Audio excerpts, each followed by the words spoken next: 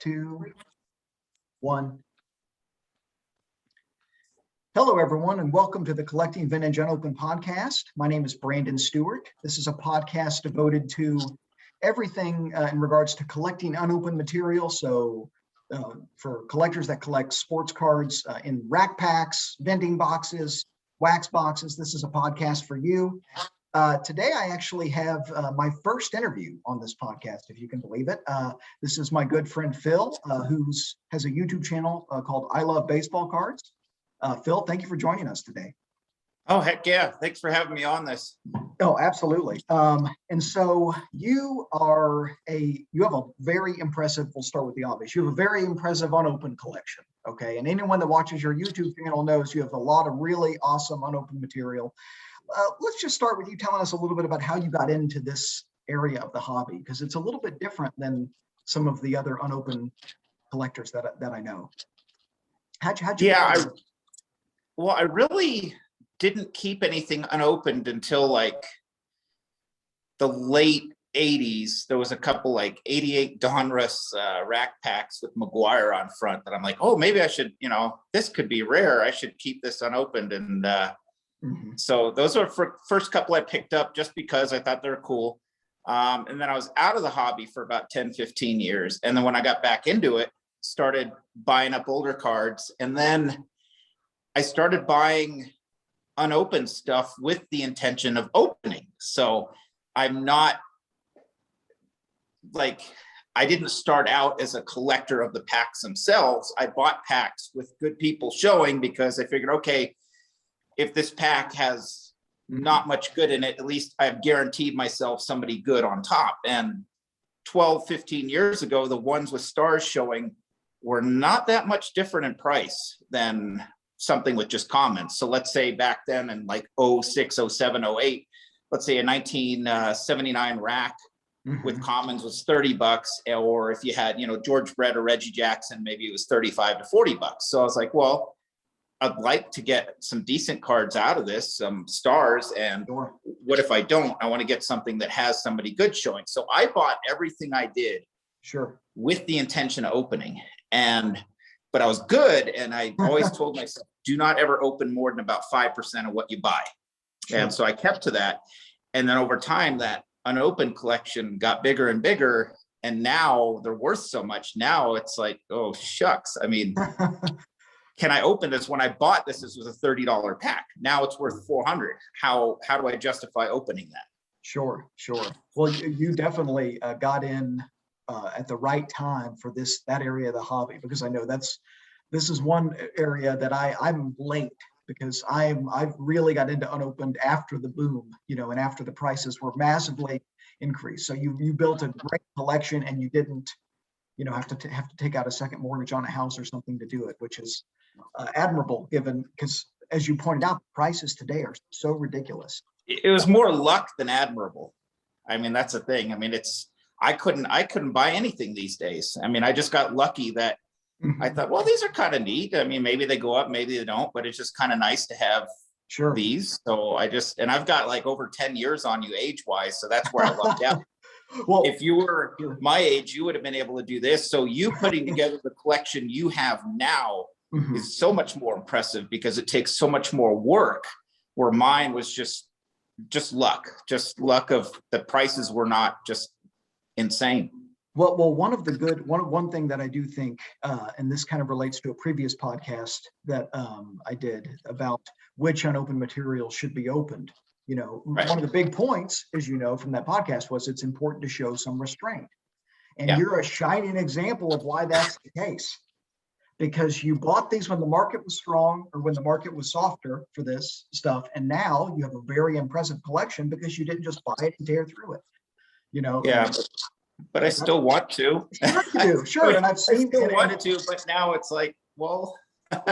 It's neat to see. It's neat to see some of this stuff get opened. And an occasional 75 solo, that's awesome to see. If you were doing 2 a day, I'd be like, what do you do? But 2 a year, 3 a year, have at it, enjoy your hobby, there's no harm in that. And there's still enough of that stuff. If you were, I have the 67 Topps rack pack I'm going to open.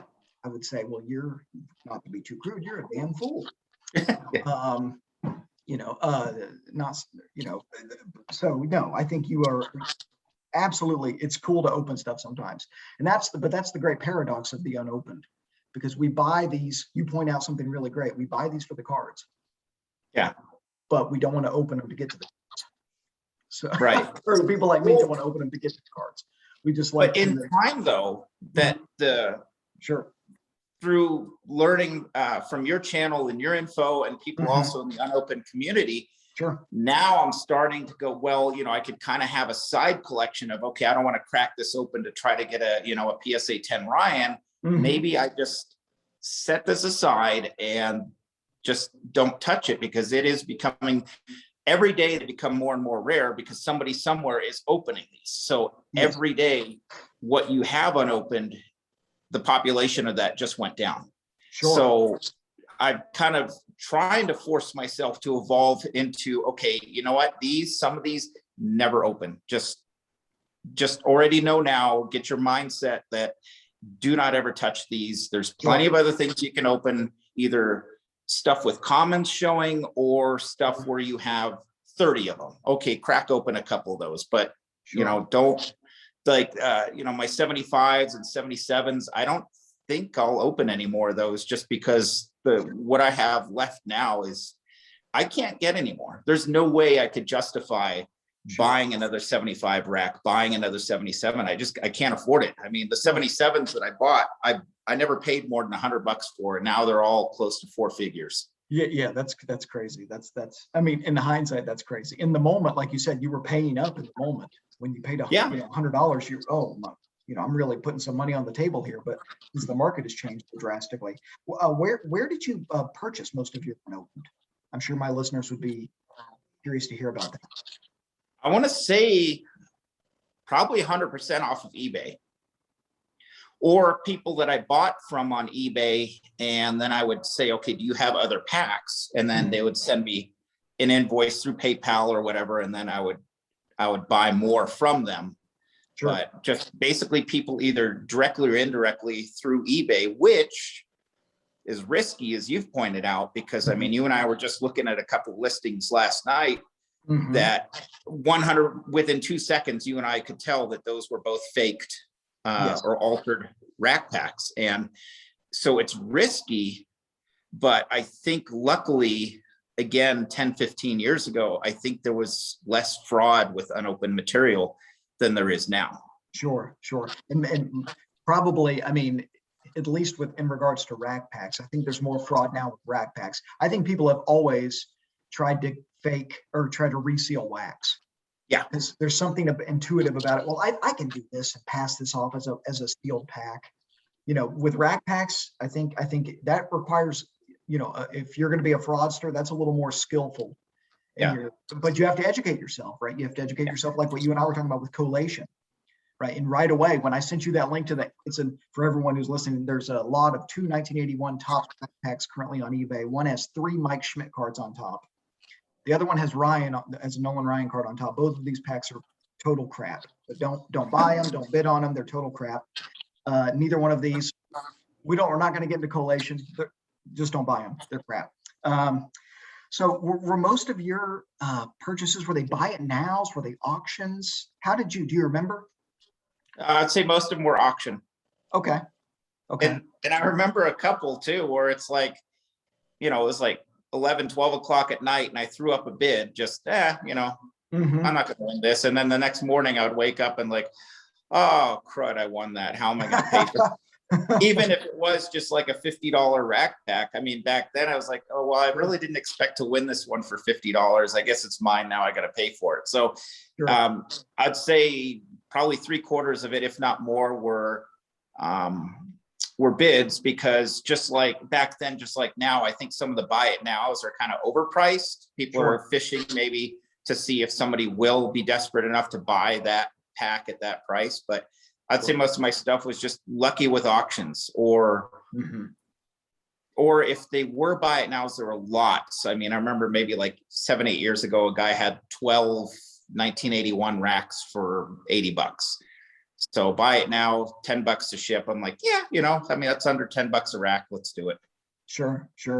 Yeah, no, and sometimes in those bundle deals, you can really, there'll be a few diamonds in the rough that pay for the entire lot. I mean, Yeah. you could really, I see, for those that are watching on YouTube, you can see that Phil has some really awesome drool-worthy rack packs and cello packs behind him. Would you talk a little bit about what some of your favorite unopened items are in your collection, and would you mind showing a few items? Yeah. My favorite I couldn't find. It's tucked away somewhere. I think it's within a box where I have them well protected, or some of the cellos. Two of my favorites are, I have a 78 cello with Eddie Murray rookie on back, and a 80 cello with Ricky Henderson rookie on back. That's awesome. So those are two of my favorites, but I couldn't find them in time for this video, and I really don't want to go tearing through them because I know generally where they are, but they are well protected, well put away, wrapped up. No, that's totally fine. That's totally fine. Would you mind showing us a few that you have on the table there? I see a 77 that looks pretty awesome. This one has a Fidrich rookie. I bought it raw and then sent it away to get authenticated. Sure. So I don't think anybody's there's Joe Necro on back. He was decent. Oh yeah, sure. So, but yeah, it was just, I mean, even though Fidrich, short career, not a Hall of Famer, just it's a cool rookie to have. It's just such a distinct card. Absolutely. Another one of my favorite pickups, and then this is, I think, where I started saying, you know what, this could be valuable. But still, this maybe 10 years ago I picked up these just in different auctions. Sure. So we have 79 with Ozzy on the front. And then 79 with, it's hard to see Ozzy. He's tucked in here behind the baseball card exchange label. This 79 has Ozzy on the back. And I got a 79 with Ryan on the front. Oh, that's awesome. And 79 with Ryan on the back. Oh, that's great. So those were probably the two most valuable cards in the 79 set. Absolutely. I thought it was cool to have them unopened. So I just, and others I just got dumb lucky. There are a couple other lots where I just bought. This one guy had random stuff from like 82 to 88. And one of the packs, I mean, it's just a 85 grocery. We have two Hall of Famers on front. You have Dawson and Brett. Oh, nice. On the front. I mean, this is just something I got that maybe these were like $15, $20 a pop for a lot. 20 packs. And but at first I never really did wax for what you said. When I did get wax, and I marked them all like this I might have bought 10 years ago, a 75 pack, and I would put which ones were from Baseball Card Exchange, because their stuff's legitimate, and I wanted to keep note and keep those separate from other wax that I've picked up from other places, just because those might not be as trustworthy as stuff from Baseball Card Exchange. So I was never really heavy into wax, but in the beginning I was kind of split between cello and racks. And then now I then after that picked up racks. So here's like a cello with. Was that the recent pickup you texted me about a few months ago, that you got that in a lot of 82? That's another one. I didn't realize I had one. Oh, okay. I have two of them now. So yeah, I picked up one recently. Yeah, I picked up 3 83 packs. One of them had Gwyn. I'm like, wait a minute, you're kidding me. It was like $135 for the lot. So, but that's another Gwyn that I picked up. This with Ripken on front, 82 Stella with Ripken. I probably picked this up in like 2011, 2012. Oh, that's great. And I want to get that authenticated. Sure. And then some I've only authenticated maybe a couple of dozen of mine, because I just, but then luckily a lot of them I know are from legit sources. Here's a 83 with Sandberg on front. Sure. And here's an 83 with Gwyn on back. Oh, awesome. So I always gravitated towards things that had somebody showing. So it paid off. I mean, it did. Absolutely. I mean, I wanted to open this because, hey, I could get a good condition Sandberg rookie out of it. But now Sure. I can't. Yeah. Now it's if you pull it, okay, and I have a near mint to mint 8 Sandberg that's worth $20, $25, or I Yeah. could steal and I have a $200 rack pack or $150 Yeah. rack pack. I mean, you have to weigh the risk versus reward most of the time. I do think, as you and I have talked many times in our phone calls, for the sentimental reasons of ripping. Yeah. Again, as long as you're not doing 5 a day or something where, okay, then we need to have an intervention to save some for the rest of us. But for the sentimentality of it, is that a word? I think that's a word. I'm making it a word if it isn't a word. Sentimentality, everyone. For the feeling you get from opening product, that's not, you can't really quantify that, and so for all the talk, about, including from people like me, that's worth this much and blah, blah, blah, these are cards. They're meant to be enjoyed. They're meant to be opened. Yeah. Well, it's fun too, because with a lot of the stuff I gravitated towards buying stuff in the late 70s, early 80s, the ones I had these cards as kids, but they were completely, I mean, there was not one sharp corner on any of them. So it just, for me, it's neat to get a card that I vividly remember holding and looking at as a kid in just absolute immaculate condition versus the one I had, when I was 9 or 10 years old. Which just, you handled them, you looked at them, you went through them, you put a rubber band, you shuffled them around. To me, that's the neat part too. There's some cards, there's a couple of commons from like 1980 that I'm still looking for in a 10 to buy off eBay in a 10, just because it's one of the first cards I ever had. One of the first little stack of cards. And I remember a couple of them on there, and I'm like, how neat would that be to get that in a 10? And it's just the top condition that you can get, especially out of rack packs. The condition with no gum and no tight seal on the rack packs, that you can get such amazing looking cards, where I have sent away stuff I've opened from rack packs and gotten 10s on vintage stuff. And it's neat to just have a perfect card. Sure, absolutely. Well, and I do. But now the cost of the packs are out accelerating the cost of the cards. So now you leave them.